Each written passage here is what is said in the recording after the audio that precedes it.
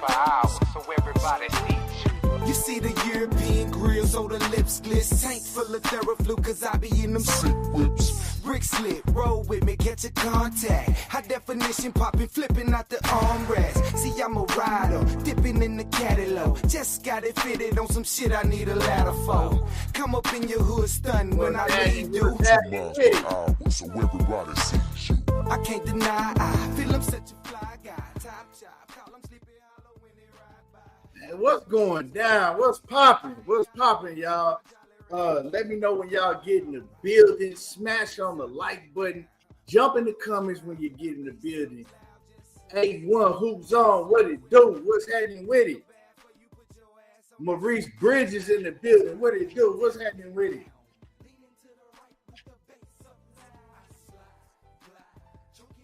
Hey, yeah, it's been going down. Hey, it was going down this weekend for real. Keyshawn crashing all the way out. Boy, Keyshawn Davis out here crashing all the way out. Let's come in the building. Let's talk about what's been going down. Yeah, let's get into it, y'all. We had a hell of a weekend of boxing. I'm still disappointed because I wanted to see Keyshawn, man, going there against Edwin and pretty much shut everybody up because Keyshawn still got a lot of people that's doubting him. And I'm a fan of him, but I can't rock with the shit that he pulled this weekend. So, man, we're going to get into it. We're going to cook on it. Y'all come in the building, smash the like button, jump in the comments. And yeah, let's cook, man. Let's cook. And it's new information that keep coming out about this whole situation, too. You know, it's new information that keep coming out about this whole situation. And it's looking like that, you know, Keyshawn ain't even taking accountability for what he did. But, you know, we can talk about all of that that's going down. Like I told y'all, man, Keyshawn was smelling his own. He was drinking his own piss. This was his piss right here. And this what he was doing.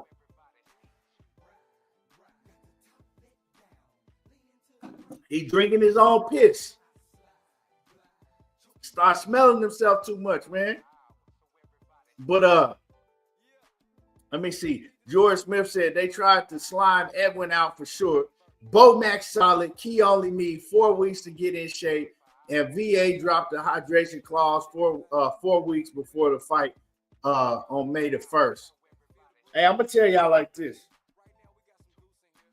Keyshawn was gonna go in there and hurt Edwin De Los Santos. He was gonna do something bad to Edwin De Los Santos because De Los Santos didn't even look good. Like De Los Santos' body was straight up and down, ain't had no muscles. Ain't really had no abs. De Los Santos was walking around looking like a 12-year-old boy before he developed. He was looking like an underdeveloped 12-year-old child. Like he ain't have no cuts on his body, nothing. He was just plain. And you could tell that De Los Santos had a fat camp. You could tell that he was working hella hard to get them extra pounds off. So he looking at Keyshawn like, hold on, dog. You ain't even you ain't sweating. You ain't even try to make weight. Keyshawn was walking around that bitch fully hydrated, smiling, energetic. Like you could tell he ain't try to make weight. So Edwin and his team, they pulled the right move because this is the thing. Keyshawn was planning on going out there, right? Feeling 100% healthy because he stopped cutting weight at the weight that he felt comfortable at. And his whole plan was I'm not going to go down to 135. I'm going to stop where I'm comfortable. And I'm going to go in there 1,000% healthy, where I feel good. You know, and that's what he was planning to do. And he also planned that, okay, I know Edwin De Los Santos ain't fought in 2 years. He needs a paycheck. So whatever I got to pay him on the side, he going to take it and we going to continue with the fight, right? I'm going to look spectacular when I knock him the F out because I'm gonna knock him clean out. I'm gonna look spectacular, and then I'm gonna have all the spotlight on me, right? Because I did to Edwin what Shakur couldn't do. Now, I'm hearing from some people that him and Shakur, the families didn't got involved and they didn't got him to patch it up. But at the end of the day, I'm telling y'all, Keyshawn, one of them homeboys, he your friend, but he wants your spot. So to me, it was a little jealousy because he been one to be the man. And he'll do anything that he can to be the man. And that's what he had planned on doing. Going out there, outperforming Shakur, right? Knocking out Edwin De Los Santos. And then he was going to brag about the knockout. He was going to say that he was the next big thing and everybody going to do whatever they need to do to see him in action. And he already thought that, right? Keyshawn already felt like, I'm the guy out here that's, that's loud. All of the views is on me. I'm putting out spectacular performances, right? People dying to see me. They got their popcorn ready to see me. So I'm the whole effing show, right? That's how he felt. And he started to think that he was bigger than boxing. He was bigger than the program. And Edwin De Los Santos and their team, hey, they put a halt to all that shit. Because when they said, we ain't taking the fight, right there, it messed up all of Keyshawn Davis's plan. Everything that he had in plan, that he had set forth, it just ruined it. And then we start seeing just the crash out. You know what I'm saying? It's like a tumbling rock. It's like a boulder. Downhill from that point. Downhill from that point. You know what I'm talking about? Let me see what y'all talking about in the comments. James, what's happening with it? What it do? Blue Hustle Man, what it do? Anthony Johnson in the building. What it do? Javier Lopez say he was just scared. Please ease to see. Huh? I don't know what you're trying to say. Sean Smith said T.O. versus Keyshawn next. That ain't happening. Like, that ain't happening. Keyshawn ain't T.O. ain't fighting Keyshawn. And now T.O. he came out and basically said like that everybody pray for Keyshawn and all of that, right? Try to give Keyshawn some uplifting words. But the real is, I know T.O., man. T.O. just happy that Keyshawn ain't going to be on his helmet no more, right? Because now he has an excuse not to fight Keyshawn, right? Because everybody going to be looking at Keyshawn like, nah, Keyshawn, you need to get back in line. You don't have no pull moving up to 140 because you lost your strap. So now he has a big excuse not to fight Keyshawn. He ain't want to fight Keyshawn anyway. T.O. wasn't going to fight Keyshawn. You heard what Keyshawn said when him and Turkey called T.O. on the phone. Flat out ducked him. He wasn't going to fight Keyshawn. Now he's happy because now he actually got a reason, right, or something that he can use when he turned down the Keyshawn Davis fight if it's ever brought up to his attention within the next year. You know, Keyshawn now, he took like 5 steps back, right? Because not only did he lose his whole fight purse, Edwin De Los Santos still got paid. Not only did he lose his whole fight purse, his city ain't really rocking with him no into that in a little bit, right? Then the shit that he pulled backstage, the fight, and it's just like, hey, it's not looking good for him. Keyshawn might get a suspension. You know what I'm saying? If they got cameras in that locker room, which I'm pretty sure they do, hey, Keyshawn might get suspended for a year, 6 months or something. Shit is just ugly for Keyshawn. So now what he did is he took a huge hit, and the momentum that he had, all of that shit is at a stop now. All of the momentum, and he had a lot of momentum. But see, everything happened for a reason, y'all. I believe everything happened for a reason. And this shit happened for Keyshawn to pause and have to take a step back and stop drinking his own piss. Because imagine what Keyshawn would have been acting like if he had won this fight. You heard the man, he was already acting like Gervonta Davis 2.0 in the camera talking about, oh, well, I need to fight Frank Martin for.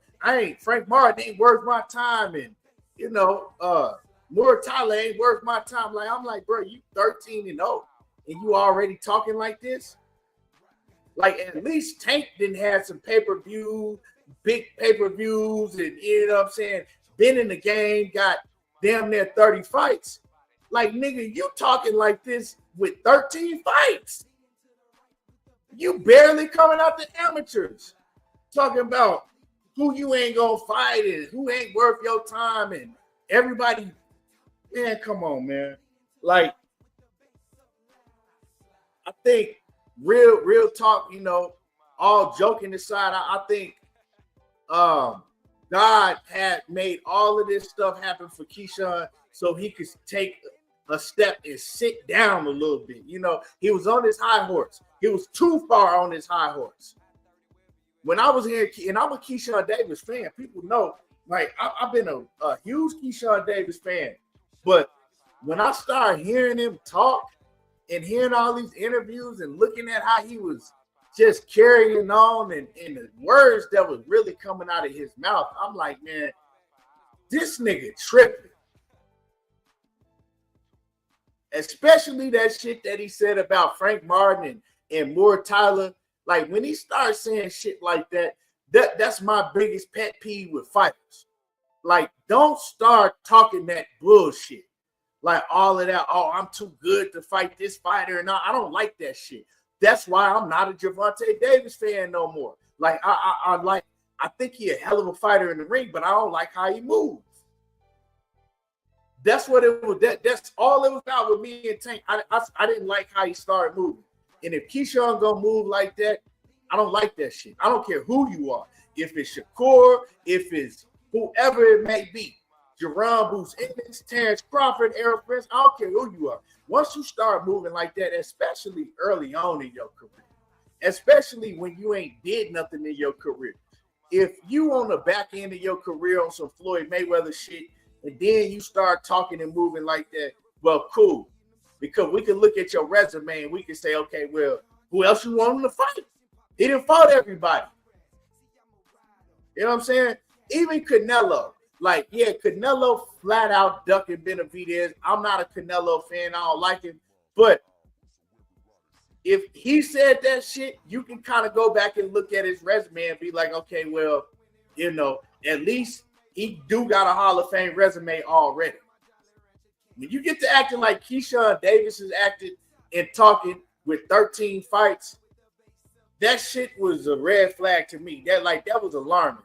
Like, to me, I was kind of on the edge. Like, do I want to see him have a spectacular performance against Edwin De Los Santos and knock out Edwin De Los Santos, right?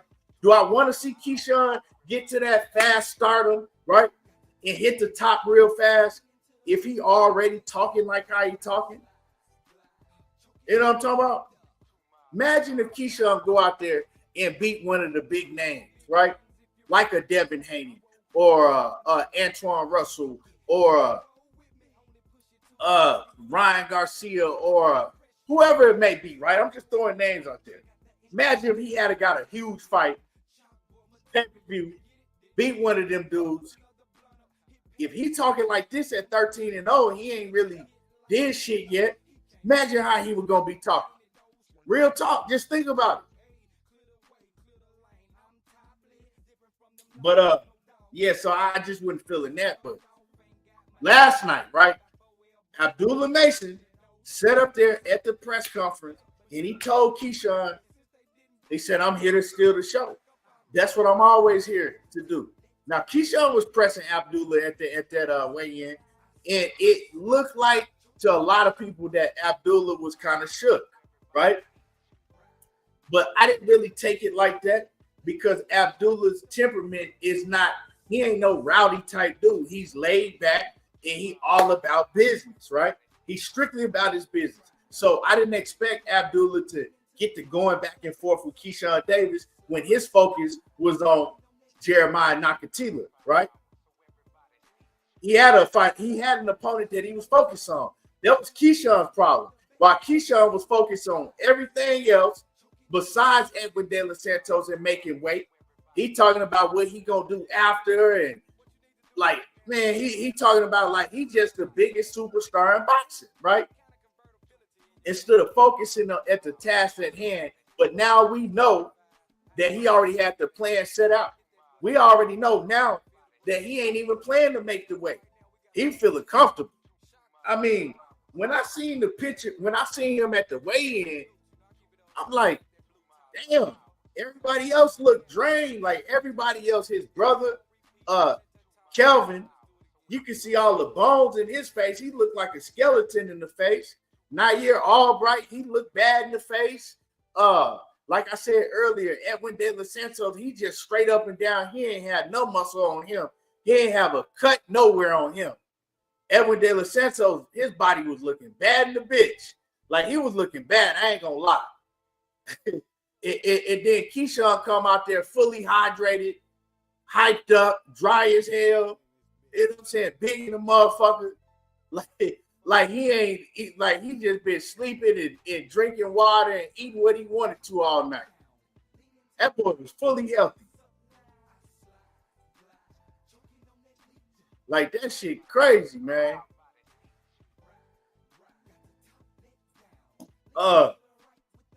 So you know, when I seen him and then I seen he miss weight, the first thing I said he did that on purpose. He ain't try to make weight. We can look at these fighters and tell when they struggling to make weight, you know, or you can look at them and tell when you like, okay, yeah, he already drained. Like Frank Martin, right? When Frank Martin fought Tank, and I'm just using this as an example. So Tank fans don't get to crying and shit. When Frank Martin fought Tank, right? If Frank Martin had a missed weight, and then he had a came and said, look, man, I tried, I just couldn't make the weight. Like, you know what I'm saying? I couldn't get no more weight off. I tried everything I could. Ain't nobody that's telling the truth wouldn't have believed Frank Martin the way he was looking. Everybody would have been like, yeah, you know what I'm saying? Look at it. If Devin Haney had a missed weight in, you know, the Lomachenko fight and the Kambosos fight, and he had said, look, man, I just couldn't make the weight. My body wouldn't, you know what I'm saying? I did everything I could. Everybody would have believed him. Because we would have been looking at him like this nigga looked like he just rose up out the casket. He don't need to lose another pound. But Keyshawn, hell no. Keyshawn was fully energetic. Like I said, man, muscles was hey, that boy had that plan all along, man. And it's crazy that he did that and tried to take advantage of Edwin De Los Santos because he knew that Edwin hadn't fought in 2 years and thought he was going to be able to do Edwin however he wanted to. That's what I can't respect that. Like, to me, and I'm hold on. Ultra man, what's happening with it? What's happening with it, brother, man? See you in a minute. Appreciate you coming through, saluting and supporting the channel. So what I was saying is that hold on, let me get through some of these comments real quick. Because I ain't gonna lie, I forgot what the hell I was saying. I'm talking about what I was saying is yeah, I don't even know what the hell I was saying. I didn't forgot. But we'll get back to it. Let me get to some of y'all comments.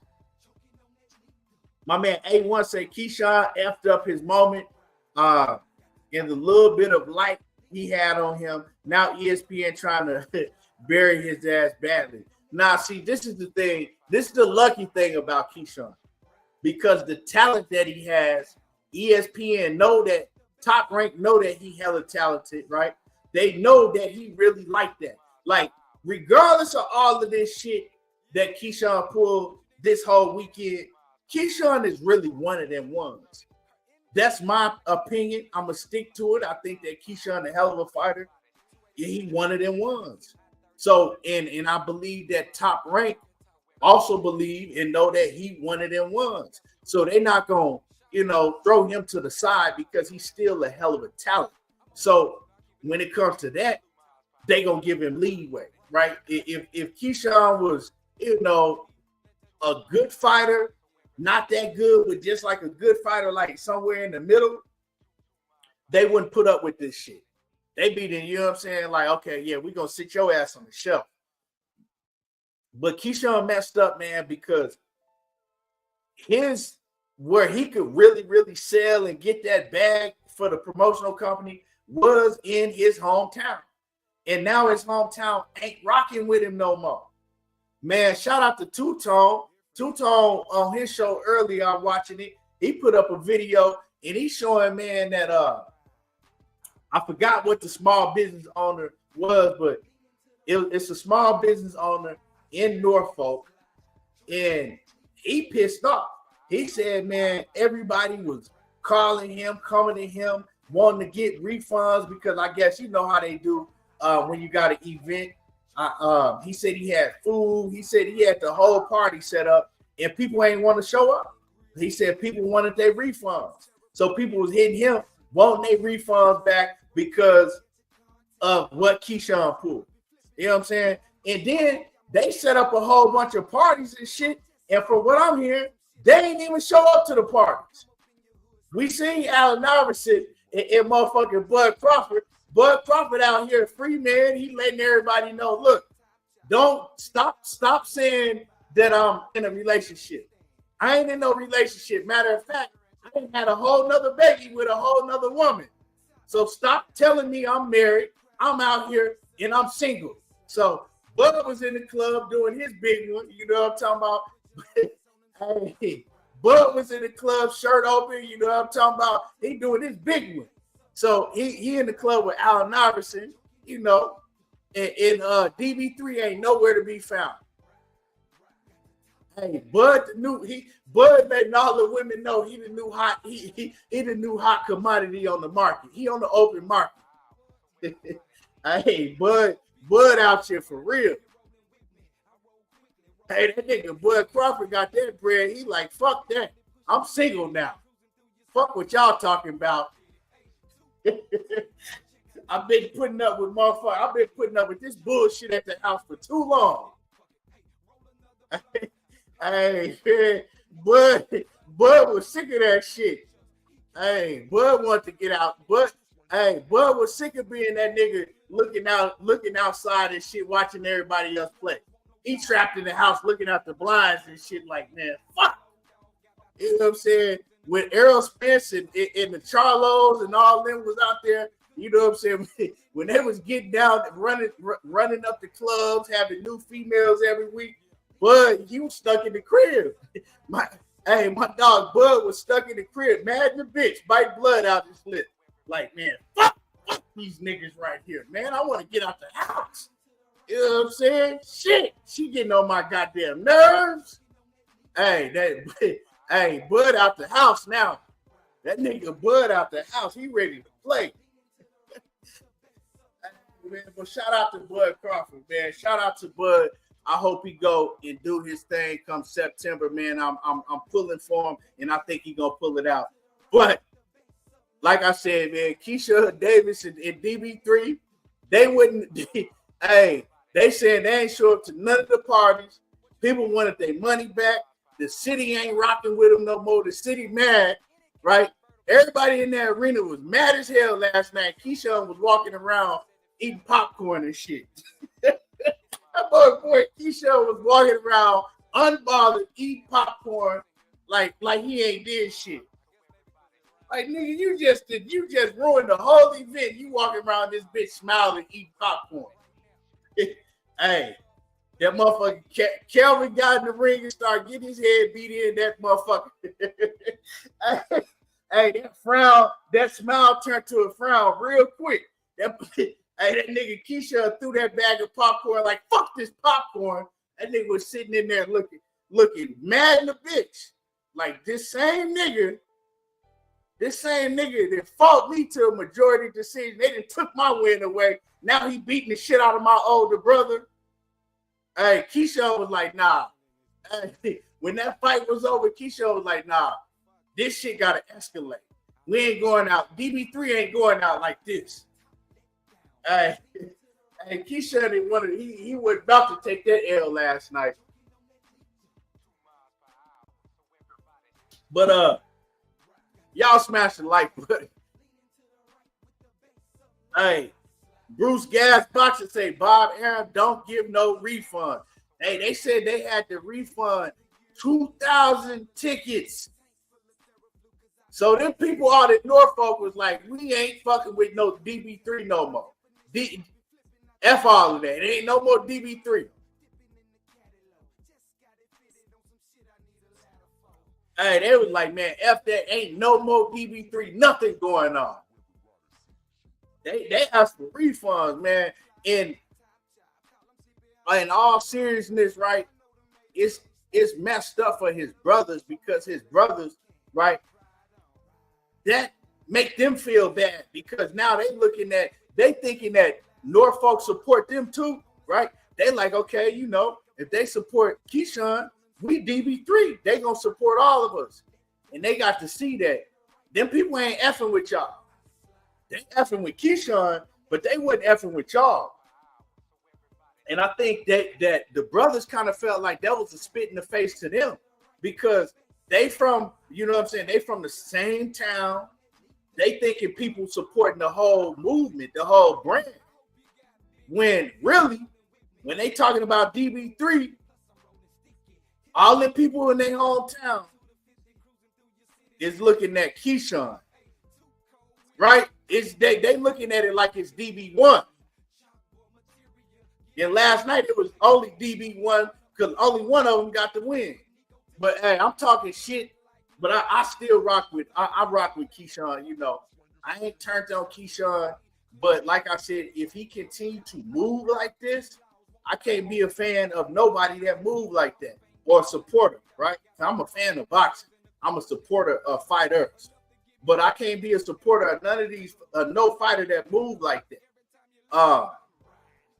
So let's talk about the backstage. Let's talk about the backstage. Because Nair Albright and his team, they claiming that Keyshawn just came unannounced into the locker room while they were celebrating, mug mean as hell on his face. He was with Keyshawn Davis. He walked past everybody and didn't dap nobody up, right? Letting everybody know from the jump, oh, it's smoke. Went straight to Nair Albright, pressed him, pushed him, put his forehead in his forehead, head-butted him, and then, like, you know, shit got broke up. Now, let's clear something up. Because Nair Albright came and he said that Keon and Keyshawn jumped him. Well, that's not true. He didn't get jumped. Now we know that's not true because his own teammate that was in the locker room, he said, nah, that didn't happen. He said, but Keyshawn came in there and he was on some bullshit from the get-go. So they didn't get jumped. So he didn't get jumped. And then what we got to see, right, with our own eyes, ESPN showed that backstage, the whole melee, Keyshawn, he trying to get at people, and his whole son is right there in the mix of everything in the stroller. So you acting the goddamn fool with your son with your baby son in a stroller in the middle of all this chaos. Like, at that point, if anything was going on, Keyshawn should have been trying to break it up. Like, nah, my baby right here. We can handle this shit somewhere else, but not right here. And he wasn't even thinking about that. So Keyshawn, man, I don't know. It's a bad look. It's a bad look. He took a big hit, and he got to sit the fuck down for a little bit now because I'm gonna tell y'all what Keyshawn's whole purpose was. Keyshawn's whole purpose was he wants to shoot past Shakur Stevenson. Shakur better know it. If Shakur don't think that, he better see that shit. he better see it. And the first thing that he was gonna do is whoop on Edwin De Los Santos. He was gonna whoop on Edwin De Los Santos, right? He was planning on whooping on Edwin De Los Santos, knocking Edwin De Los Santos out, and then imagine how Keyshawn would have been acting once he did that. He already got on the interview with Andre Ward and said that Shakur Stevenson ducked him. He said Shakur Stevenson ducked their last sparring. He said they were supposed to spar last camp, and he said Shakur ducked him. So why would you say some shit like that on camera, right? And then not only that, if everybody, I don't know if y'all seen my video or not that I put out, but if everybody was wondering when you seeing Keyshawn do all these interviews, ain't nobody ask him about that shit he said about Shakur and Richard Hitchens, right? So didn't nobody ask him about that shit. They asked about what he said about Africa, but they didn't include Shakur in that. Well, now we know why. You ain't heard him say nothing about Shakur in none of them interviews because Sean Zartel, he did his live stream and he said when he interviewed Keyshawn told him, don't ask me shit about Shakur. Like, don't ask me no questions about Shakur. You can ask me whatever else you want to, but don't bring up Shakur. And it's like, first off, dog, how you gonna go to an interview and tell a motherfucker what not to ask you when you the one that put the beef out on the internet?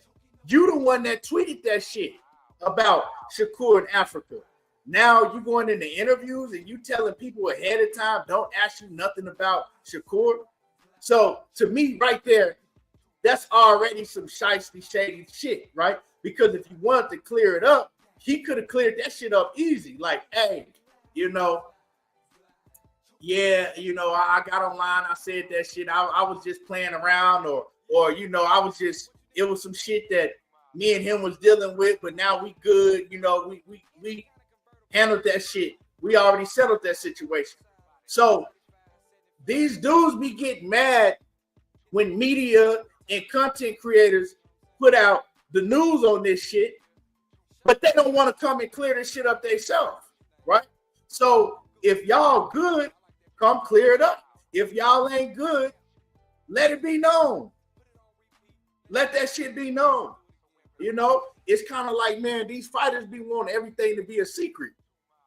Well, stay the fuck off of social media or putting shit like that on social media if everything's supposed to be a secret.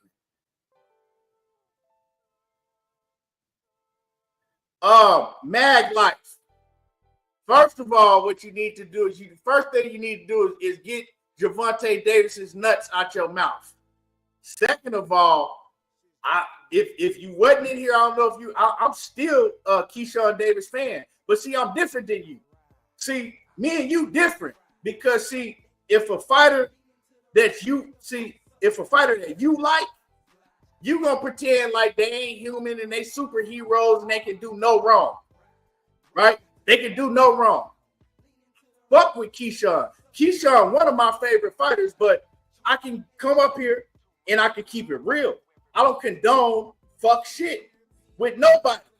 If it's Keyshawn, if it's Shakur, if it's whoever it may be, right? So I don't look at these fighters as superheroes and my heroes and shit. I look at these fighters as human beings that can fight, that I support. I support some of them.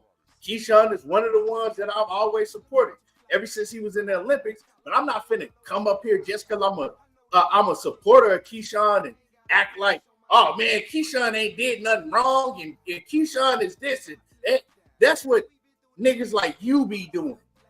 That's why I get on Tank fans, because y'all will look at him do some just off the wall, straight up whole shit, and then y'all will ride with it like it's okay.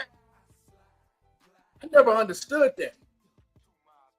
That don't mean that I'm not a fan of Keyshawn. Yeah, I'm not a supporter of Keyshawn, but it do mean if he continue to move like this and just do funny shit, I don't rock with it. I really didn't rock when he said that he wasn't gonna fight Frank Martin. Like, for what? Like, how you 13-0 and you think you already in the position, acting like you a Hall of Famer, acting like you didn't, you didn't put up Floyd Mayweather numbers in resume. That's how he was talking. He was talking like he was Floyd Mayweather and shit. Like, why should I fight Frank Martin? That's a waste of time. I'm going to just bully him. Nigga, prove it. I hate that shit from fighters. You don't get no hypothetical wins. Not over here with me. That's my same grief with Tank. Stop saying that you're going to do all this shit to all these fighters but won't fight. So I'm going to keep the same energy with Keyshawn. Don't start talking all of this bullshit, right? Before, how you was talking about what you'll do to Frank Martin, and Frank Martin can get it and all of that. And now you're on your high horse, you drinking your own piss. And now, this fighter and this fighter don't deserve to fight me. And why should I fight them? I'm going to just bully him. Okay, well, I need to see you bully him. I need you to prove to me that you can bully him. Now, do I think that Keyshawn Davis will beat the shit out of Frank Martin? Yes. But me thinking and seeing it is two different things. That shit don't mean nothing. I need to see that shit. And Raymond Moore-Tyler also. Do I think that Keyshawn will beat the shit out of Raymond Moore-Tyler? Yeah, I do. But I need to see it.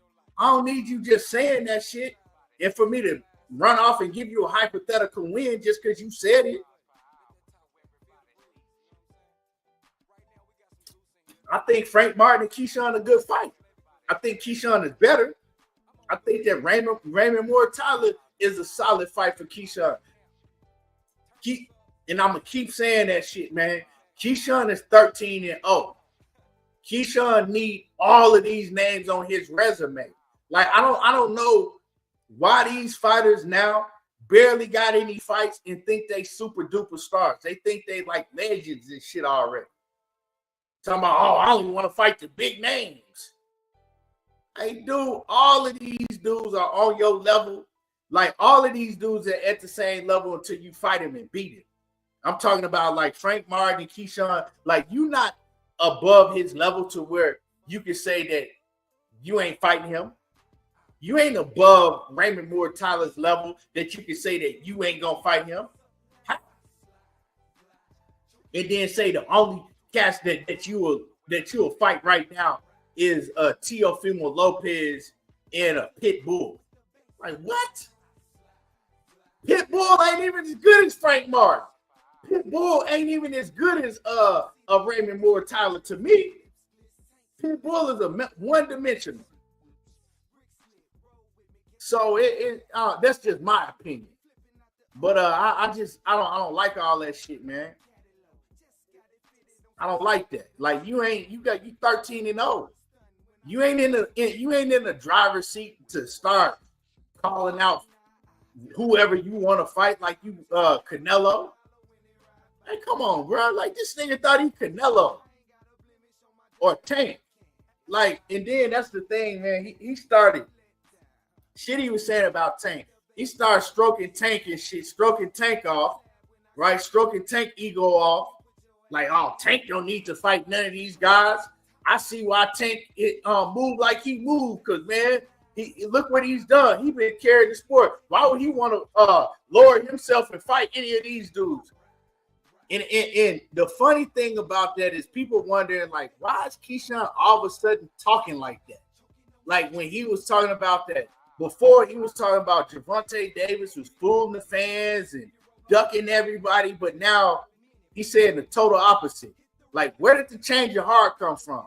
I'm going to let y'all know what it is. I'm going to let y'all know. Smash my like button, man. Y'all smash the like button, because it's crazy that all the people that's in here that ain't hit the like button. I'm going to tell y'all where Keyshawn Davis's change of heart came from. I'm going to put y'all on some game. Smash the like button.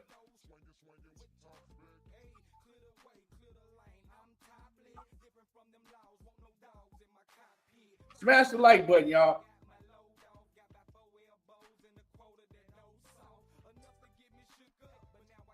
So where that shit came from, right? Why he started saying the shit that he started saying is for two reasons.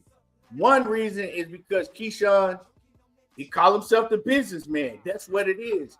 And Keyshawn, he sat back and he figured that if he can get Gervonta Davis's fan base to ride with him, that's going to make him even bigger, right? That's going to make him shoot past the Shakur Stevensons and the Devin Haney's and all of these other fighters, right? He going to get that fame, right? And he knocking out everybody he been in the ring with, right? So his thing is, okay, let me get that Gervonta, let me get that fan base that supports Gervonta Davis, that rock with Gervonta Davis. Because he know if I say some shit like this about Tank, all of his fans is gullible, so they gonna start riding with me. And that's a fact. That ain't no shit that I'm just saying. This is a complete, that's a fact. When he said that shit, if you go to them videos, all of Tank Davis's fan base is in them videos praising Keyshawn.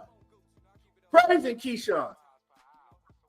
Motherfucking Southpaw TV half retarded ass. He one of the first ones in there, like, yeah, Keyshawn is this and Keyshawn is that. Like, nigga, you was just talking bad about Keyshawn. All y'all was just shitting on Keyshawn the other day. But Keyshawn said what he said about Tank, and it was a smart business move by the businessman. Let me get Tank's fan base to ride with me if he ain't, because he figured, okay, Tank ain't gonna fight me. We know that Tank got a plan to go fight a rematch with Lamont Roach, and then he's going to fight Jake Paul, and then he's going to retire. He's going to be out of the sport for a while. We don't know when he's going to come back after the Jake Paul fight, right? So if I can get the Tank fans riding with me, my back going to shoot up. I'm going to shoot past all of these niggas, right? And the second reason he did it, right, if y'all notice, when everybody started talking about Shakur and Tank fight, everybody like Shakur and Tank, Shakur and Tank. Out of nowhere, Keyshawn came on the scene and started doing interviews saying that, now, me and Tank is the biggest fight in boxing. Me and Tank, that's the best fight in boxing. That's a fight that everybody wants to see. I want Tank, right? And Shakur ain't going to say nothing because, you know, that's his partner, right? But Terrence Crawford came out and was like, nah, Shakur deserved that fight over Keyshawn, right? Keyshawn ain't never gave a damn about Shakur getting that fight. Keyshawn is looking at that situation like, if Shakur fuck around and get a Tank fight, if he fuck around and beat Tank, I'm gonna stay in the back. I'm gonna stay in the driver's. I'm gonna stay in the back seat, right? Shakur been in the driver's seat. He been in the driver's seat, right? Ever since they was coming up. If you watch the Andre Ward interview, right? He talked about when he first met Shakur. He said he kept hearing Shakur's name all over the amateurs. Like, this guy, Shakur Stevenson, like, he dominated everybody, even overseas. He going to all these tournaments overseas, dominate. Keyshawn said he was hating on him before he even knew who he was. So that tell you the type of mentality that Keyshawn already been had.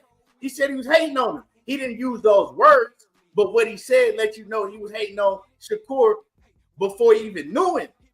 He said he was like, man, like, who is this nigga? Like, everybody keep talking about this dude, this and that. Like, I want to see who this nigga is. So he says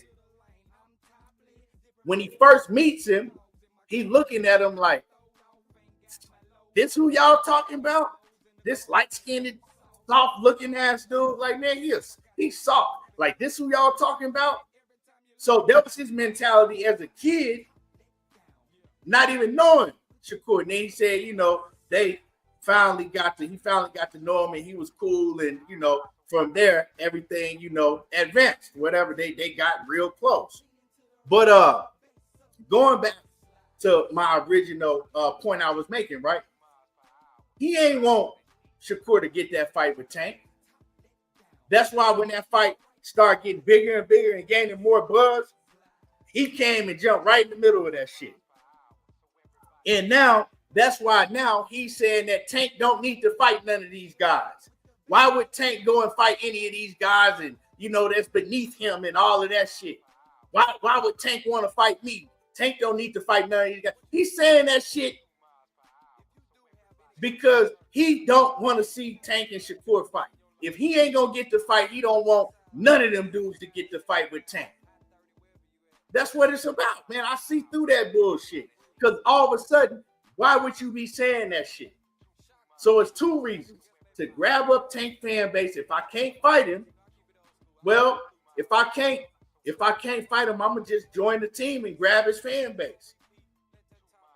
And then I definitely don't want to see somebody close to me get to fight with him because they fuck around and beat him and get all the fame. Now I'm still gonna be in the backseat to Shakur Stevenson.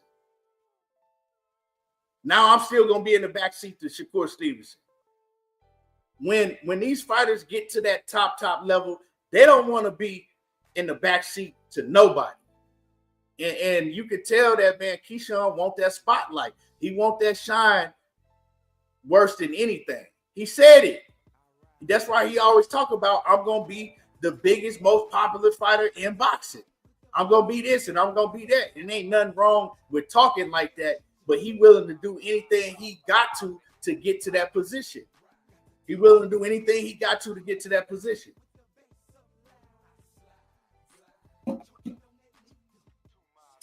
But yeah.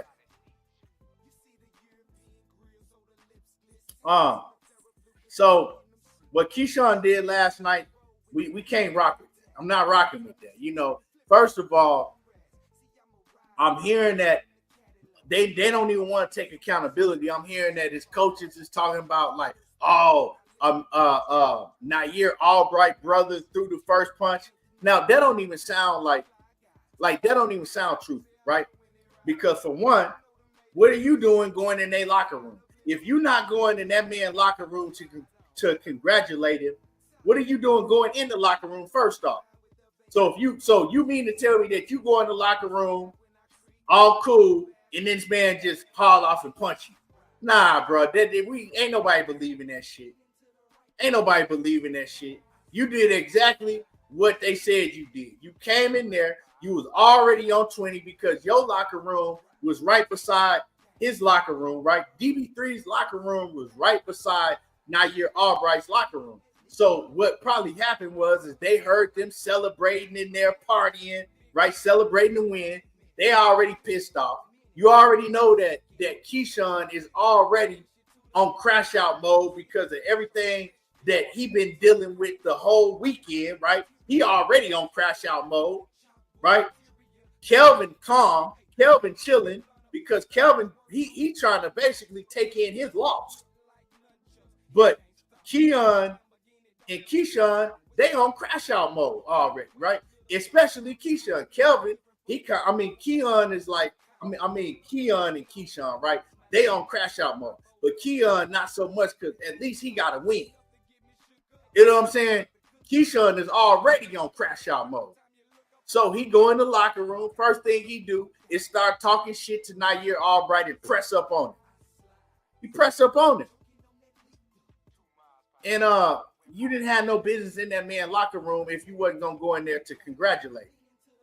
You know what I'm saying? You didn't have no business in his locker room. And it's crazy, man. Pressed up on him, and he said he headbutted, but they didn't jump him. So Nair Albright, it was kind of capping when they said that they jumped him because his own teammate said that, nah, they didn't jump him. It was all Keyshawn. Keyshawn rushed him and did all of that. So we got to clear up that jumping shit because, that's making Keon look bad, right? That's making Keon look bad. And Keon, from what I heard, is he ain't really do too much. And Kelvin was the one that tried to escalate the whole situation. And, Kelvin like, shit, this man done beat my ass. Don't go over there making me look stupid and shit like I'm a sore loser. And that's what it made it look like. It made it look like that Kelvin is a sore loser because his brother did that dumb ass shit. When it's his brother that's really the sore loser, Like you got to take the L's better than that. So now, I was hearing one of the business owners, right, that had to give people their money back for an event that he was throwing for DB3 because people wanted their bread back, right? I was hearing him say that basically they can't come back to the city like that and do no event because people ain't gonna be rocking with them in the city. Like the city of Norfolk, they pissed off. And hey, and them Philly cats say they DB3 bet not never step foot in Philly. They said it's on site if they ever come to Philly. So man, it's kind of like you burning bridges and shit. Like you burning bridges, and that's not business, right? That ain't business. You know what I'm saying? That's not business. That ain't business like. Shit crazy. So like man, when you got your own city, like nah, don't even come back and put no events on here. We ain't effing with y'all no more. And see, like I said, man, Keyshawn Davis's actions reflected on his brothers. It effed up shit for his brothers. Because his brothers ain't do nothing. But Kelvin took an L, but I mean, it's boxing. It is what it is. You gonna win some, you gonna lose some. But Keon ain't did none. Kelvin ain't did none. But now they DB3. They putting them all in one category. So now they can't even pull up back to the city and put on no events if they wanted to. If Keon want to go show out and put on an event in Norfolk, he can't even do that because the city ain't rocking with him no more. These promoters ain't rocking with him because you know, man, that's their business. They putting on these big ass parties and all of that shit, and now they got to get their money back. Don't nobody want to do all of that, you know.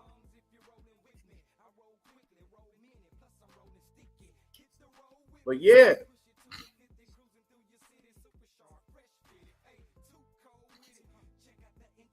But yeah, man. Let's see, man. Let's see. Let's see if Keyshawn come out with a statement, right? Kelvin came out with a statement, but they was kind of basically like, still F y'all. If y'all ain't rocking with us, F y'all. Basically, in so many words. Let me read what Kelvin came out and said earlier.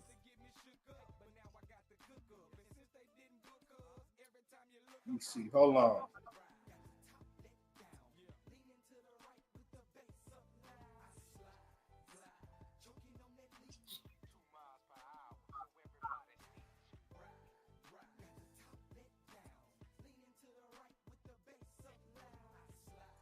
I'm trying to find it. The statement that Kelvin came out with. Let me go on X.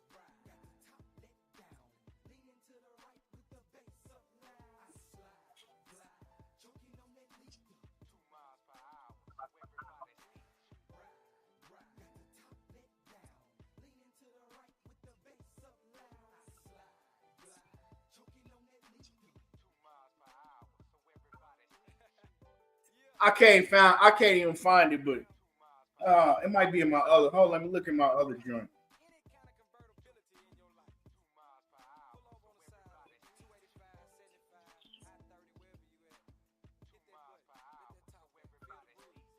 Yeah, I can't find it, but the exact statement that he came out with. But we need Keyshawn to come out, right? We need Keyshawn to come out, get in front of that camera and do an interview and clear all this shit up. Real talk.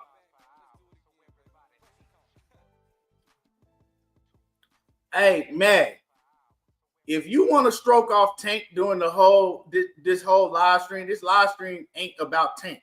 Like, that's all you doing is typing about Tank. Like, bro, you got a poster of that man right there in your bedroom with you. Can we do the live stream without you Tank?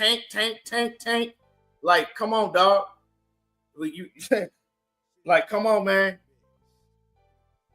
Let that man chill for a minute. But moving along, right?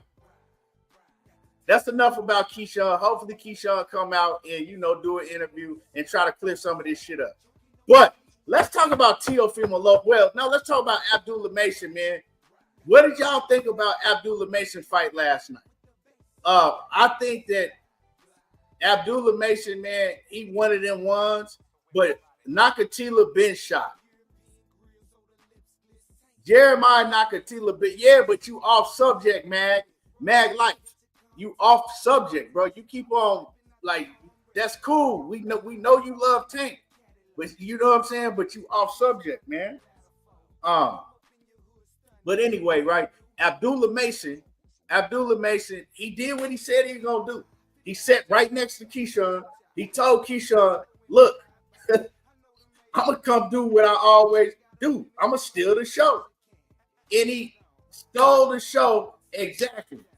That's exactly what he did. Is he stole the show. Now let's keep it a buck. In my opinion, Jeremiah Nakatila has been washed up. You know what I'm saying? He's been washed up. He punched drunk. He can't take no punch at all. We seen that with Raymond Moore Tyler. We seen that in a couple fights that he been in, right? Ever since after that Miguel Burchelt knockout, he was on the big streak, and you know he been getting knocked out. Everybody been touching him up lately, you know, and you could tell as soon as he got touched, his legs was wobbly. He just like he's washed up, and he let everybody know he was washed up when he sat on that stool and quit. Hey, he said, "I am not okay." It was like, yeah, you okay, you okay. You okay, you can go back out there. He said, no, I am not okay. I am not okay. He was like, I ain't finna go back out here and get my ass beat some more by this young ass dude.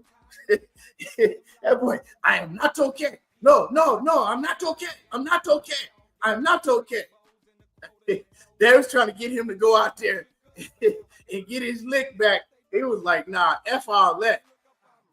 I ain't going back out there. So he could have continued fighting, but he knew he was getting his ass beat. He know that he is washed up. He at the end of the road. You know what I'm saying? He didn't come to although you come to the end of the road, he's at the end of the road now. And Nakatila, yeah, man, he was going to go out there and it was going to be a nasty knockout. I had to catch myself because I was mad. I'm like, man, he can fight. Get out there. And I had to stop myself because I knew deep down inside all I wanted to see is a brutal knockout. And that was wrong with me because that's what was going to happen. That was going to happen, man. It was going to be a brutal knockout, a highlight film knockout.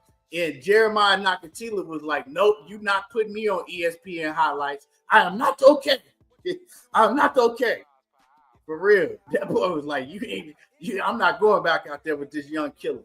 But Abdullah Mason put on the show again, looked great doing it again, and yeah, he one of them ones. And he just might be the one.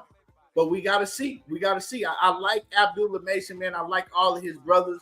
I like how humble he is, and he's just all about his business. And people thought that Keyshawn was punking him and pressing him, but that's just his temperament. He was like, I'm not finna go in, you know what I'm saying, tongue wrestle with Keyshawn Davis on this stage when I got a whole fight to be worried about. You know what I'm saying? I'm focused on my opponent. But that's a fight I would like to see. I would like to see Keyshawn and Abdullah Mason get it popping. But that's another thing, right? That's another thing. And I wanted to get off Keyshawn, but I forgot to say this, right? You pressing Abdullah Mason, acting like you ready to make a fight with him next. And then you said that you never was going to fight at 135 again anyway. You didn't want that belt anyway because you knew all along you was moving up to 140. And Jay Prince called him out for that shit too because he said he was sitting up there bluffing. He was bluffing all the fans, knowing damn well that he already had planned to move up to 140. So if you plan to move up to 140, why was you doing all of that showing out in front of the cameras to Abdullah Mason? You was doing that shit, dog, to show out in front of the cameras. And and another thing is Keyshawn knows that ain't no way in hell Bob Arum was gonna make a fight between him and Abdullah Mason. When they both young superstars that Top Rank is trying to build into, when they both young fighters, right? That's Top Rank is trying to build into the next superstars of their promotional company. he know how Bob Arum work. Bob ain't gonna let them fight each other. So yeah, Keyshawn was bluffing. He was bluffing. I think Abdullah Mason knew he was bluffing, so he ain't really take him too serious. That's why Abdullah was just looking at him like, okay, all right, dude. You know what I'm saying? Like, I didn't like that shit. You ain't got to do all that bluffing. You know what I'm saying? Maybe you can fool some of the fans that don't know how the business of boxing is ran, but you ain't fooling the real boxing fans. Like, you was doing all that bluffing. Not saying that you wouldn't fight Abdullah Mason, but you knew that y'all under the same promotional banner. You knew you was moving up to 140. Like, you knew that ain't no way that fight was going to happen. Now, down the line at 140 or 147, you know, a few years down the line, I could see Abdullah Mason and Keyshawn Davis happening. But back to Abdullah Mason. I'm hearing that now, since the title has been vacated by Vasyl Lomachenko, one title been vacated by Lomachenko, another title is open because Keyshawn got stripped of his title because he didn't make weight. So I'm hearing that Abdullah Mason and Edwin De Los Santos, they're going to be fighting next for Keyshawn Davis's vacant WBO strap. They're going to be fighting for the WBO vacant strap. Hey, this is a dangerous fight. And I'm going to tell you why. Edwin De Los Santos is going to be more dangerous coming into this Abdullah Mason fight than he was coming into the Keyshawn Davis fight. Because I looked back, and it was only like a month and a half that Edwin De Los Santos had to prepare to get ready from the time they announced that him and Keyshawn Davis was fighting, right? I look back, it was only like a month and a half. Now, I don't know how long he had been training, but like from the time he really got in training camp. So, and you can look at Edwin De Los Santos' body. Like I said, his body looked like some shit. He didn't have no muscles on him. He was just straight up and down. You know what I'm saying? He was just built straight up and down. He wasn't ripped up. He looked like he was weight drained in the face. So he pretty much was showing that he had a fat camp, right? Now he went through this whole training camp, right? He could rehydrate and he could go back to training, right? He didn't take no punishment. He could go straight back into training to get himself in even better shape.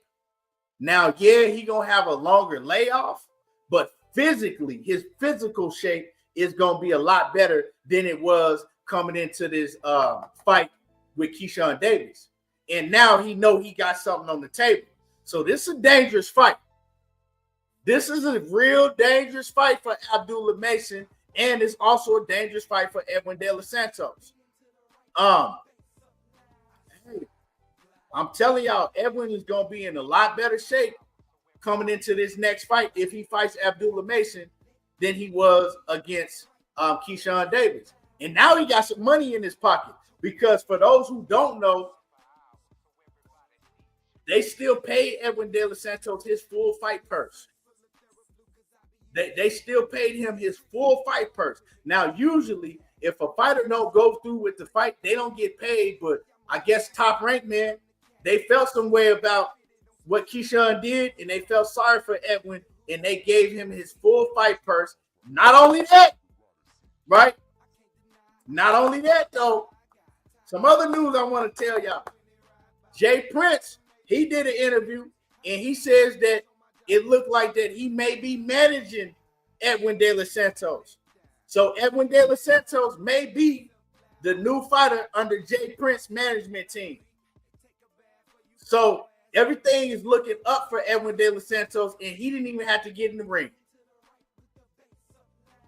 So, man, with money in his pocket, he's going to be able to have a much better training camp because now you can pay better sparring partners.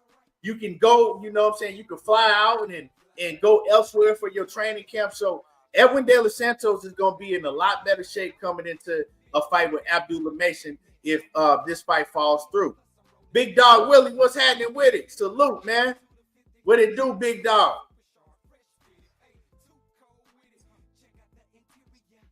So, we got a lot to look forward to at 135. It ain't dead yet, and we still got Shakur Zapata. I'm looking for Shakur to do what he say he gonna do. That's what I'm looking for. I'm looking for Shakur to go out there and put on a spectacular performance against William Zapata. And 135 ain't dead yet. 135, we still in it. We got the Floyd Schofield and my man Kevin Farmer. I can't wait to see that fight. That's a big fight. So 135 is still rocking. You got Raymond Moore Tyler in the weight class. You got hey, we got some big fights, man, still at 135. Even with Tank moving on, because it looked like Tank gonna move on to the Jake Paul and sit out for a while after that, so it is what it is, but 135 definitely ain't dead yet. Ariana, salute. Pancho Villa, what it do? He say, Loma gone, crazy footwork. Yeah, Loma, man. Loma, to me, man, he a legend in the game for what he did in the lower weight division, beating Gary Russell, a young Gary Russell, right? Beating Nicholas Walters when he was just running through shit. Beating Rigondeaux. Beat like the run that Lomachenko had was legendary.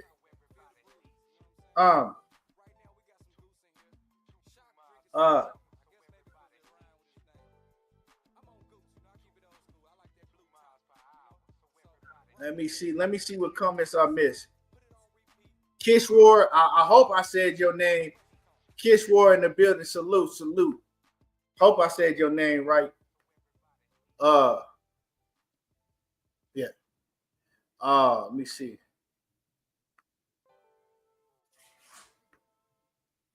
Let me see who else in the building.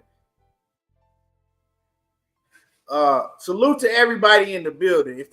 Salute to everybody that I missed in the building while I was cooking.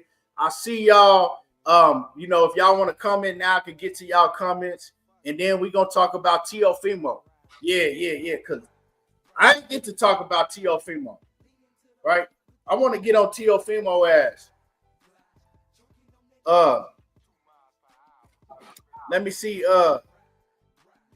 Shy Rider West, what's happening with it? Salute. KP from KC5, what it do? He say Keyshawn got to be a villain for now and embrace it. Well, you think he got to take the bad guy in full stride? Maybe, because he ain't got no choice now. Everybody on Keyshawn helmet, man. He ain't got no choice now. Let me see. DJ Rush say overtime, if Abdullah Mason continues to be a true mature professional and top rank can rely on him constantly, rightfully so. We're going to support. The support shift is going to go from Keyshawn to Mason.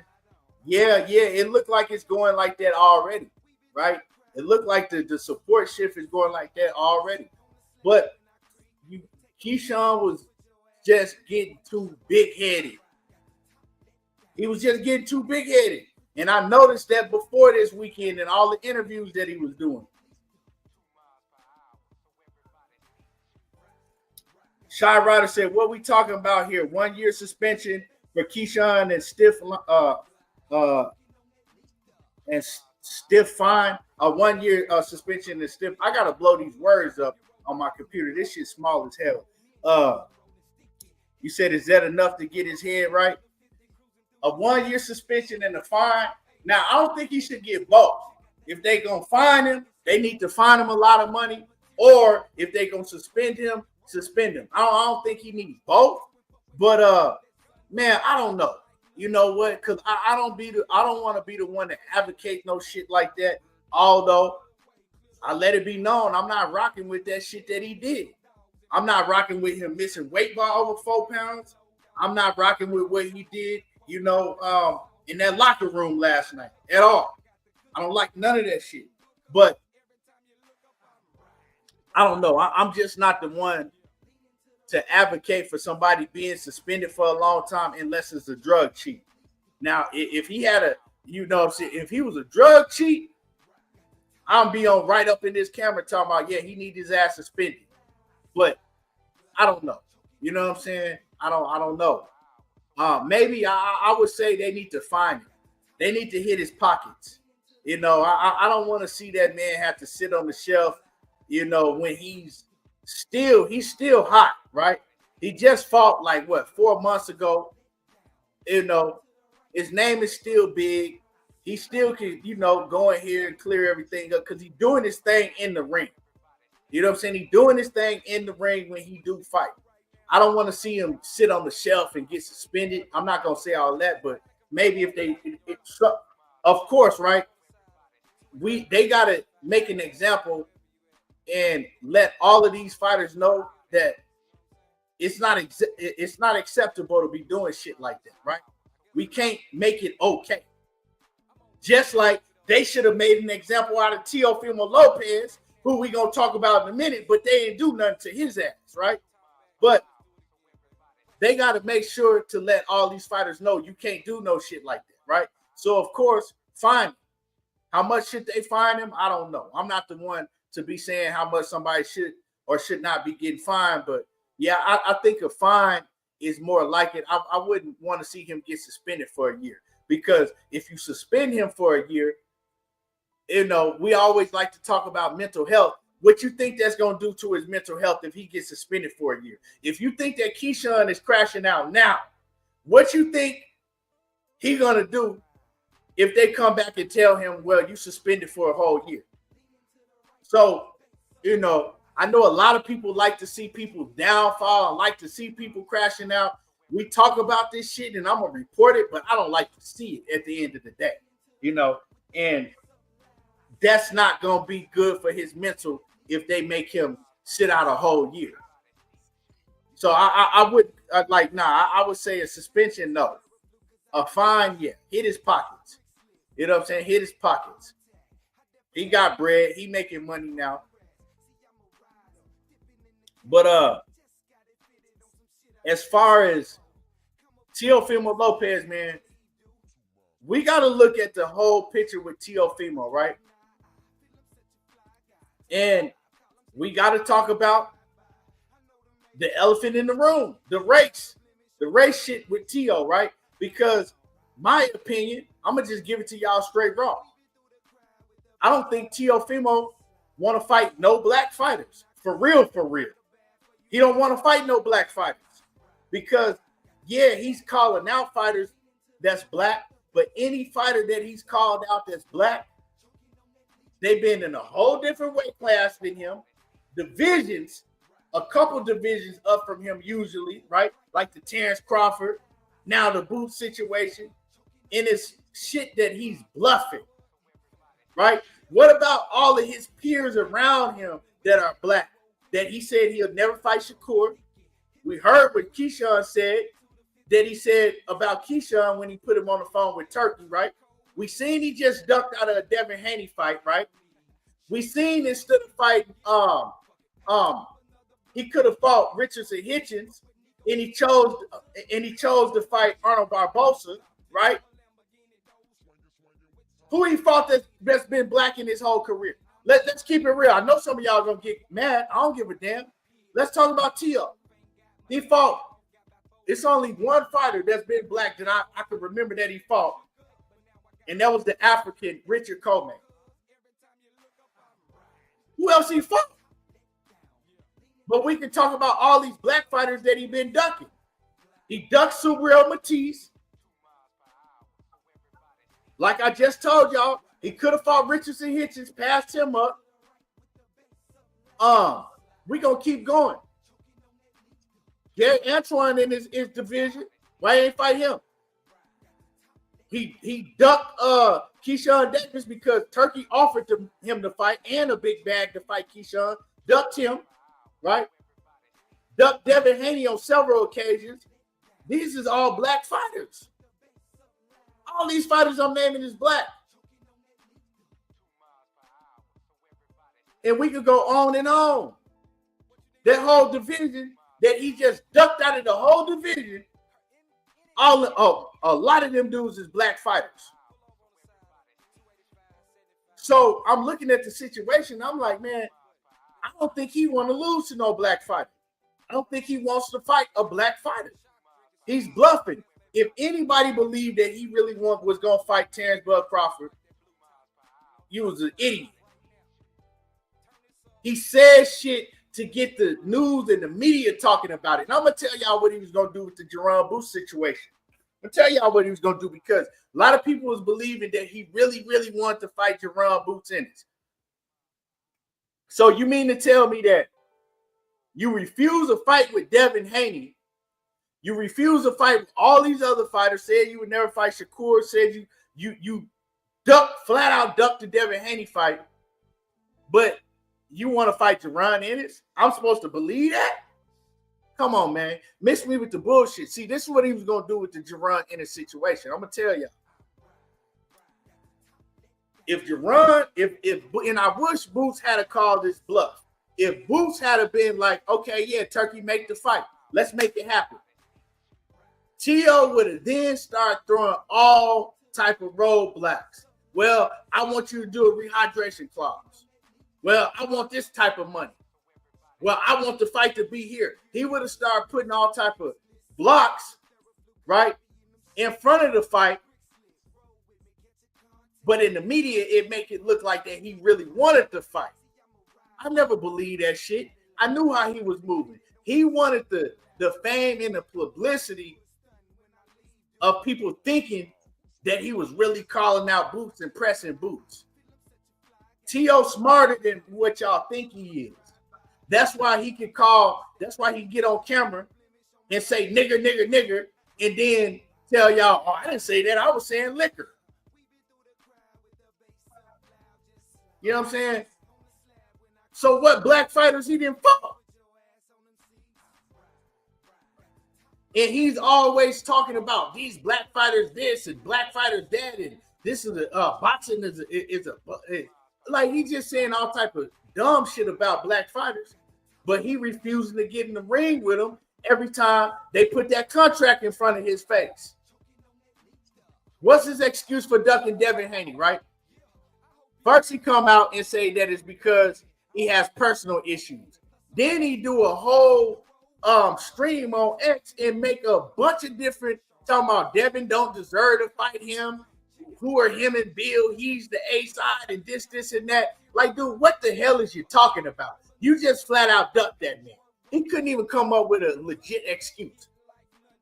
Some of his own fans was coming in and like, bruh, you're ducking Devin. Like, you duck. And the thing is he don't believe that he can beat Devin.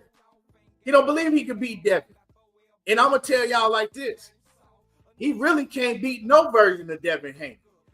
If you look at T.O. and you look at styles make matchups. Because if you go to the Devin Haney if you go to the fighter that Devin Haney was before he fought Ryan Garcia and when he was fighting Ryan Garcia, right? T.O. still going to have a problem with that version of Devin Haney, right? Now, he has a better chance of beating that version of Devin Haney if he can catch him with a big shot and Devin can't take his shot. But who says that Devin can't take a punch? Because I ain't seen nobody stand up from a clean left hook from Ryan Garcia yet. I ain't seen Ryan Garcia land a clean left hook on anybody that just stood up from him, right? T.O. don't have a left hook like Ryan Garcia do. T.O. ain't cracking like Ryan Garcia is cracking. T.O. is much smaller than Ryan Garcia, right? So I think any version of Devin Haney is a difficult fight for Teofimo Lopez. So that version is still a difficult fight for T.O. And then the version of Devin Haney that we seen that I did not like, that was moving erratically, looked like he was nervous, and he did look like he was scared in the ring, right? He was scared to engage. He was kind of scared to get hit, right? He still had that PTSD in the back of his head from what happened with Ryan Garcia. Even that version is even more difficult for T.O. to fight because Devin, what he did show is that, okay, if I want to stay on my back foot and move around and make you chase me and just pop shot you and use my jab and, throw a combination here and there and then get back on my back foot and, use my lateral movement. Teo have problems with fighters that do that. Teo cannot fight fighters that do that. He don't know how to cut off the ring. He get frustrated, and his whole game plan get thrown out the window. So his problem is he looking at the situation, and he like, I don't want to fight Devin, because if I fight Devin, I'm going to take another L. If Devin don't choose to stand in front of me, right, and bang right there, right, I'm going to take another L. So he know that Devin is a bad style matchup for him. So he don't want to take that fight.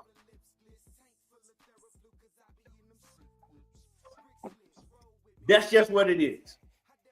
He don't want to take that fight.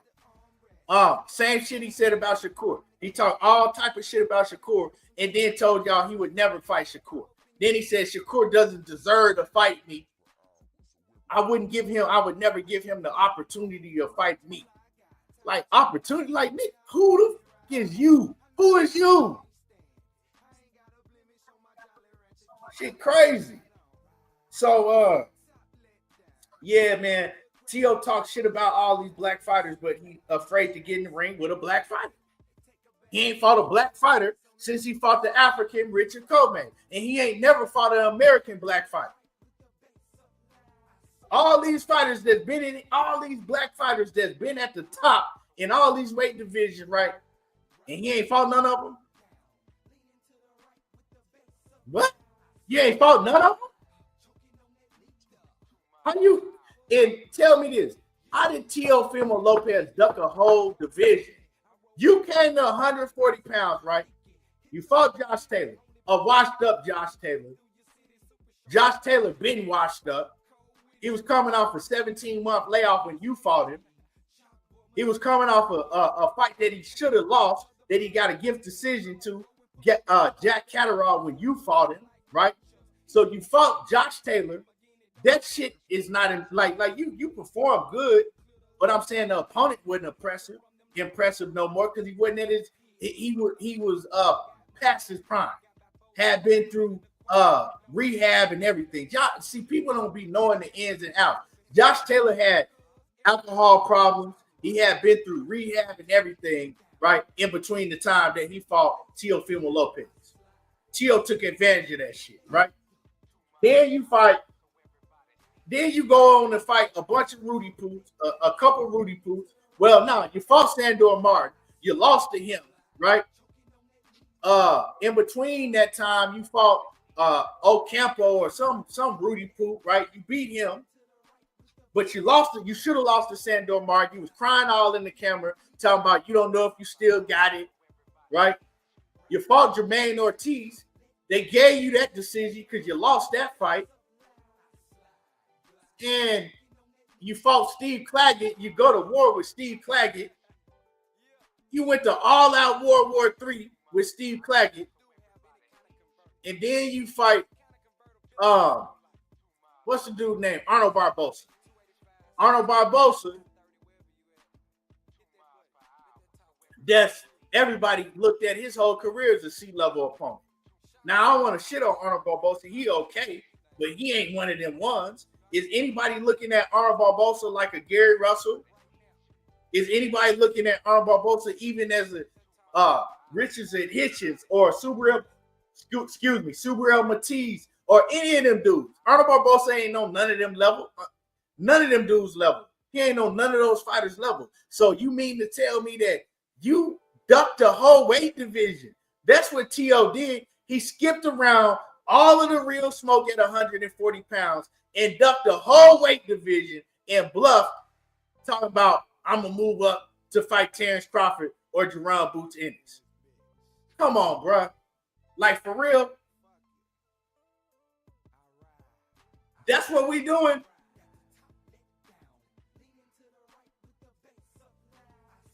See, I had to break this shit down because people are not looking at what's really going on with Teo. He's ducking the whole weight division. Alberto Puyo. Last time I checked, he got the same skin color I do. He a black Latino. Right? Subriel Matiz. Ducked him. Last time I checked, he got the same skin color I do. Gary Antoine Russell, Richardson Hitchens.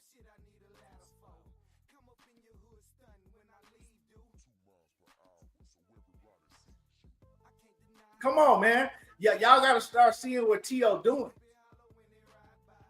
Had a chance to fight another black fighter. If you got these problems with black fighters, wouldn't it be your duty to make a statement on one of these black fighters? But see, he just running his mouth and he's terrified to get in the ring with him. Like what Keyshawn Davis told, that shit told everything about Teofimo Lopez. T.O. pussy. He don't want to fight none of these fighters, man. He's scared to fight these dudes. Keyshawn told it on him. So then you back all of that up by ducking Devin Haney? You talk all this shit about Devin Haney all these years, but every year consecutively, you've been ducking Devin Haney. He's been ducking Devin Haney since 2020. He's been ducking Devin Haney since 2020. Been constantly ducking Devin Haney. But he want to run around talking about how he was undisputed. No, you could have been undisputed, but he refused to fight Devin Haney at 135. That's why he was never undisputed. Right? People forget that. He just want to give himself a just hypothetical win. You never fought Devin Haney. You refused to fight Devin Haney. Matter of fact, for those who don't remember, Bob Arum didn't even want him to fight George Kambosos. He didn't want him to fight George Kambosos. He wanted him to fight Devin Haney. But it was Teofimo Lopez that refused to go, that actually went against Bob Arum's wishes when Bob Arum was begging him, we don't want to take that. That fight is not lucrative for our promotional company. We don't want you to fight George Kambosos. And he kept insisting, no, I'm going to fight George Kambosos. I'm going to fight George Kambosos. Because George Kambosos was his mandatory for the IBF scrap, right? For those who don't remember. But Devin Haney was the WBC champion. And if he had fought Devin Haney, it would have been a unification. So he was able to go fight Devin Haney, and George Kambosos would have had to wait and fight the winner. But T.O. didn't want to do that. T.O. went all the way and let the fight go all the way to purse bid. This how bad he wanted to fight George Kambosos, so he didn't have to fight Devin Haney. He let the fight go all the way to purse bid, went over there and thought that Triller was going to take the fight. Triller ended up backing out of that shit. Then he went all the way to the zone. He did all that shit just not to fight Devin Haney. When he could have easily, instead of running around pretending like he was undisputed, he could have easily fought Devin Haney for that WBC scrap. If he beat Devin Haney, he would have been undisputed. Simple as that. So it's clown shit when I see people still run around saying that Devin Haney, or saying that Teofimo Lopez was undisputed at 135 because he beat Loma. No, he didn't. Loma didn't have the scrap because Loma, he said, you know what? I'm not fighting Devin. I'm going to fight T.O. And I don't blame Loma for that because T.O. had a scrap at the point in time. It was a bigger fight because they was both on top rank, right? It was a much bigger fight than Devin was at that time. So Loma decided to go ahead and get stripped, but they made him, I think they made Lomachenko like what was that shit, that Fugazi title that they start giving people for a minute, like the ultimate champion, the ultimate WBC, or the franchise. They made Loma the franchise championship, right? But the franchise championship, it couldn't exchange hands. So Teofimo Lopez couldn't win the franchise championship. So he never won the WBC belt. T.O. never won the WBC scrap. He could have easily won it if he had to beat Devin Haney and fought him, but he didn't want to fight Devin. So he's been ducking Devin on the record since 2020. He's been ducking Devin, been ducking that smoke. So, you know, everybody want to get on Bill and Devin helmet for shit they do. We got to Y'all got to keep the same energy for T.O. My man Bruce Gass says Loma was the franchise and T.O. won a title that should never been transferred. Yeah, well, they said that they couldn't transfer the franchise title. That was the rules that Mauricio Suleiman said himself when he came out with the franchise title. He said the franchise title was for big names like fighters like Canelo and Lomachenko that they can hold so they don't have to fight these mandatories that don't nobody know, right? Like, for example, when the franchise title came out, and if Canelo had the franchise title, right, and William Skull was his mandatory at the WBC, and don't nobody know William Skull, well, that means that Canelo wouldn't have never had to fight that mandatory in William Skull because he got the franchise belt, and he pretty much moved like that. That's what the franchise belt was for. Y'all give me a second. Y'all smash the like button too. Smash the like button. 190 people in the building. Smash the like button.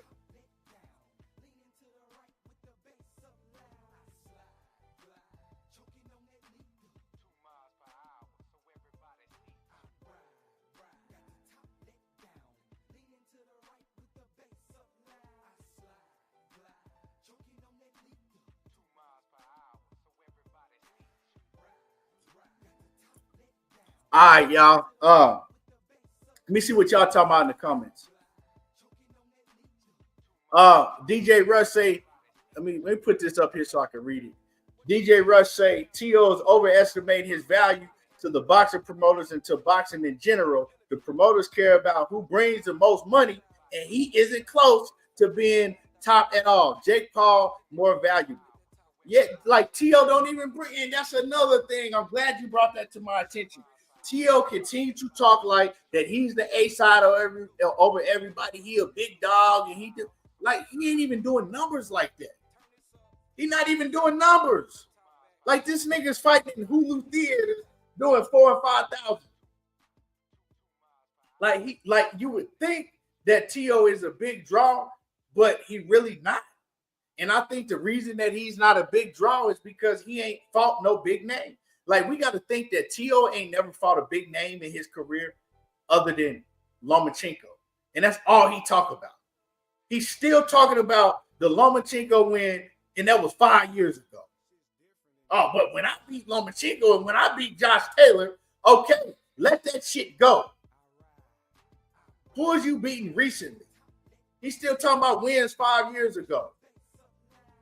And so he thinks because he beat Lomachenko 5 years ago that he's the top dog in boxing. Nah, like it's crazy. Devin beat Lomachenko too.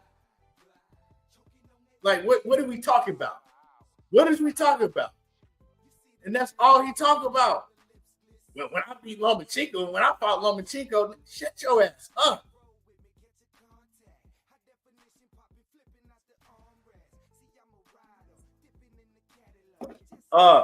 Gab Queen Boxing say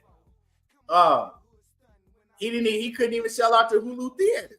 He didn't, and that's a fact. Like, so it's crazy. Like, he hasn't even sold out a venue yet. He ain't even fighting in the MG. He claimed he's from New York, but he fighting in the little theater in New York. They can't even put him in MSG. They can't even put him in MSG. And he talking all this big dog shit. Like, he got to come off that bullshit, man. T.O. is something else. My man A1 Who's On in the building. He says, correct me if I'm wrong, but isn't T.O. on video saying he wants to help freeze Devin out or some wild stuff like that? Yep. He is. And that was some years ago. He also on video with his daddy talking about some hey bro, we need $5 million, Poppy. No, he said 20 million. He said, we need $20 million, Poppy. Hey, bro, if Devin want to fight us, $20 million, bro. Come on, man. You asking, and this is 2020, 2021, when he asking for $20 million. This was like 2021, talking about we need $20 million, Poppy. when ain't now one of them has seen nowhere close to 20 million at that time. And T.O. still ain't seen no 20 million. But fast forward 5 years from now, he's still ducking Devin Haney. That shit nasty. Like, it's nasty. What? Y'all let me know. Is it more nasty how he ducked Devin Haney, or is it more nasty how he ducked the whole 140-pound division? Hey, that man that ducked the whole Amistad boat. He done ducked the whole Amistad. Hey, man, niggas is just pouring off of the Amistad boat, and he just running and ducking all of them. You don't want to fight him? Okay, well, you don't want to fight him? You don't want to fight him? Well, not him. You don't want to fight him? Him neither? Like, damn, dog. Like, damn. He didn't duck the whole Mustafa tribe. Shit. Talking about black fighters, you didn't duck every one of them. Ain't no boy.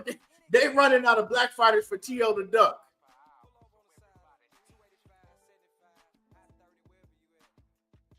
Like, that's crazy. They running out of black fighters for T.O. to duck.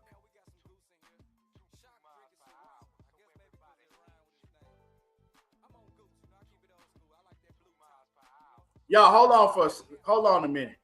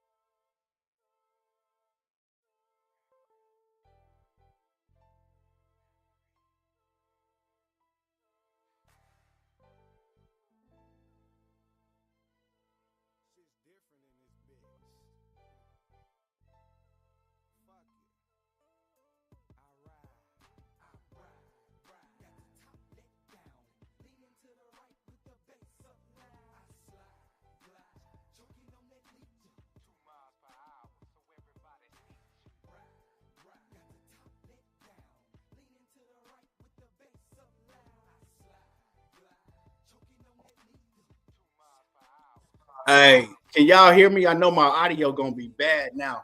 I had to unplug my mic. My computer was dying, so I need to use that port to plug my computer up. But I know my audio finna sound bad now. Can y'all hear me still? Give me a thumbs up if y'all can still hear me. I know the audio bad, but can y'all still hear me?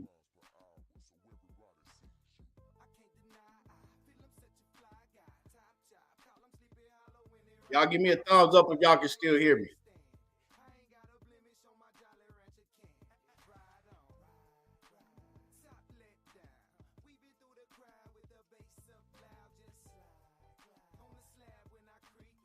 Okay. Bet. Appreciate it. But yeah, T.O., like, I was just sitting back thinking about this shit. I'm like, man, this man induct a whole weight division because it's a lot of fights that T.O. can make. I like the Richard Hitchens fight. I don't think he beats Hitchens because I think Hitchens is a difficult style for T.O. The Subriel Matisse fight, they ducked Subriel Matisse too. They ducked him. What was it? The last year, the year before last. Matisse people, they came and told the whole story about how they were trying to fight T.O. and T.O. ducked. You know, he won't even mention Gary Antoine Russell's name. So what is T.O. gonna do? What is he gonna do from here?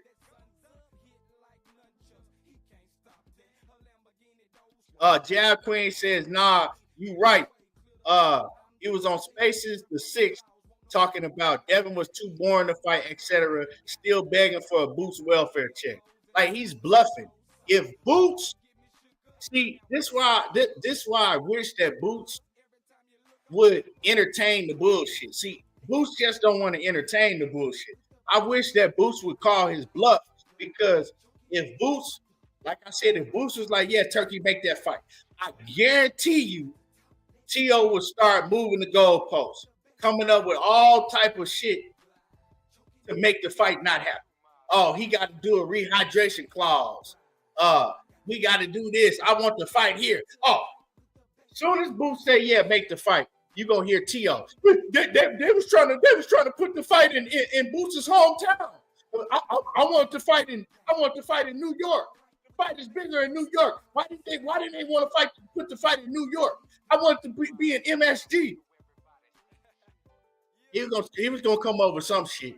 Well, I'm moving up. Boots didn't want to do a rehydration clause. I'm telling you, it was gonna be some bullshit. You can't believe cats like T.O. He's a professional bluffer. That's what it is. He's a professional bluffer. And if you somebody like Boots, you gotta call his bluff.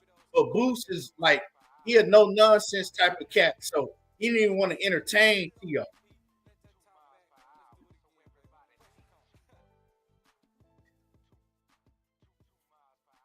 And plus, Boots already let it be known, I'm trying to unify. I'm not staying at 147 if I can't unify. And T.O. also heard that and jumped on it. Like, oh, okay, well, I know Boots ain't going to fight me because Boots already said that he not fighting nobody at 147, right? Unless it's on the path to him unifying these belts, right? Other than that, he going to move up to 154. So T.O. knows all of this shit. Just like he started calling out Bud Crawford when Crawford said he was no longer going to fight at 147. See, y'all got to look at what T.O. does, right? Y'all got to look at it's a pattern of these things that Teofimo Lopez does. It's always the same pattern. Like I said, he was calling out Bud, continued to call out Bud. Once he knew Bud said that he was never fighting at 147 again. Then all of a sudden he got hella loud calling out Bud Crawford. It's crazy, man. It's nuts.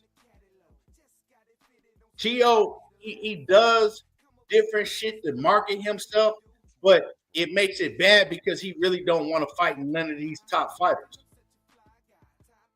Like, come on, man. Like, this shit crazy. You can't duck a whole division and then think people supposed to believe that you want to fight the top guy in the whole other division that's just stomping on shit. Like, come on, man. If, like, I was praying that Boots called this bluff. I was praying that Boots called this bluff. And I was praying that they cornered T.O. to where Turkey made the fight. Like, nah. We ain't doing no rehydration clause. You gonna take this fight or we gonna blackball you. Where they made his ass fight Boots. Because see, Boots was gonna put that boy on the stretcher. I don't know what the hell Tim Bradley and all these other cats talking about. It's a 50-50 fight and T.O. dangerous for Boots. Dangerous how? And where? T.O. ain't even dangerous for nobody in his own weight division. T.O. ain't cracking at it in his own weight division. He ain't hurting or stopping none of them cats he been in the ring with. So how the hell y'all talking about he dangerous for Jerron Boots Ennis? When Ennis finna come in the ring 175 pounds on fight night and T.O. gonna be weighing 155. Come on, man. Boots is gonna put that boy on the stretcher. They're gonna have to carry him out of the arena. I don't know what the hell. And I mess with Tim, man. Like, that I got to know Tim. I rock with Tim. He speak his mind, but I don't agree with everything he's saying. That's definitely some shit that he said that I definitely don't agree with. I don't know what Tim was on, but you know, that's his opinion. And I'm just mad that, like, I ain't gonna say mad. I'm just disappointed that we didn't get that fight because I actually wanted that fight. I wanted to see Boots put, you know what I'm saying, his foot all up in Teofimo ass. He was going to do something bad to T.O. If Boots were to get in the ring with T.O., that shit would be ugly.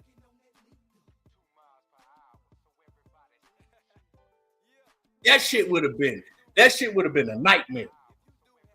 You would have seen Punch Drunk and all the Teofimo fans crying and shit.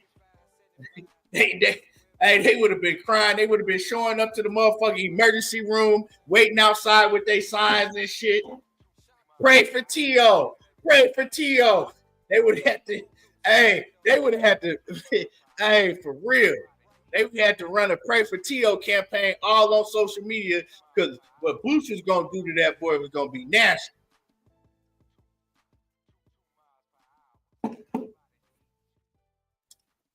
Hey, but where does Tio go from here? I'm going to tell y'all, Tio going to end up fighting another Rudy Poo. He going to end up fighting another Rudy Poo. He going to find one of these dudes to where you like, why the hell is Tio fighting him? Hey, we got to keep it a buck. Tio ain't really fought no name since he fought Lomachenko. Really ain't. He been bluffing. He been bluffing and tricking the fans the whole time because anytime he get in there with somebody that's decent, that can box, he look like some shit. But we continue to make excuses for this dude.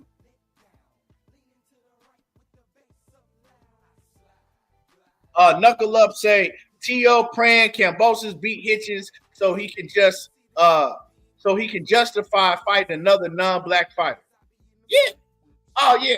I guarantee you, if Kambosos fucked around and got lucky and beat Hitchens,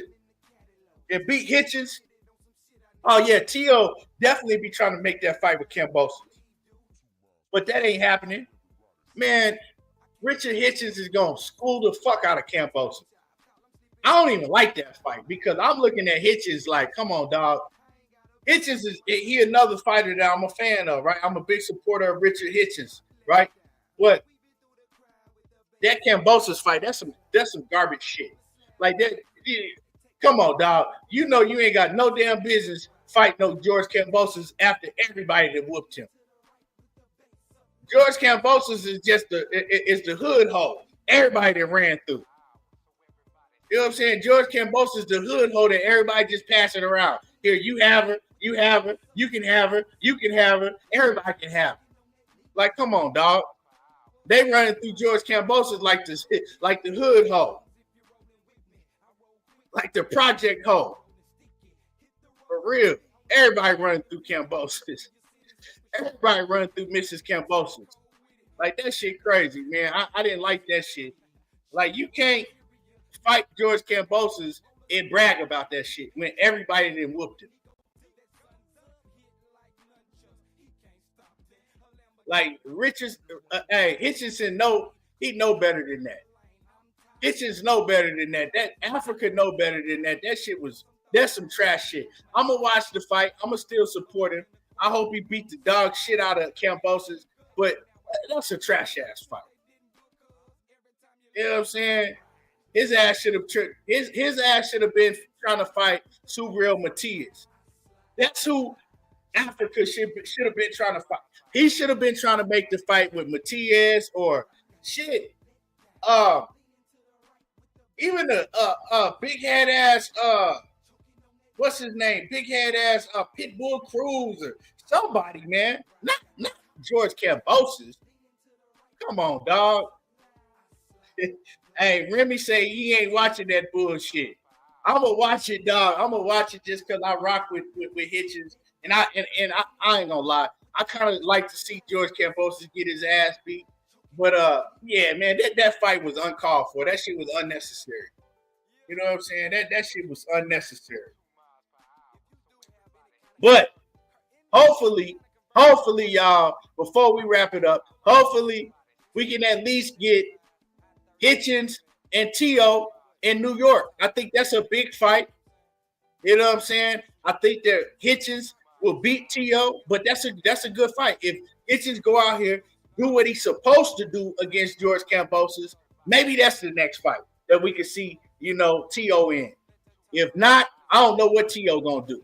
You know what I'm saying? I really could give a fuck what he do, to tell you the truth. I really don't care. But if not, we'll see. We'll see. But Tio, we'll see if he continue ducking the whole motherfucking weight division. Hey, Dre G say Mario Chalmers was good. Hey, man, I got a crazy story about Mario Chalmers. Man, I got a crazy story about that. I was in Vegas, right? This is like this. What year was the NBA lockout? This is a true story. What year was the NBA lockout?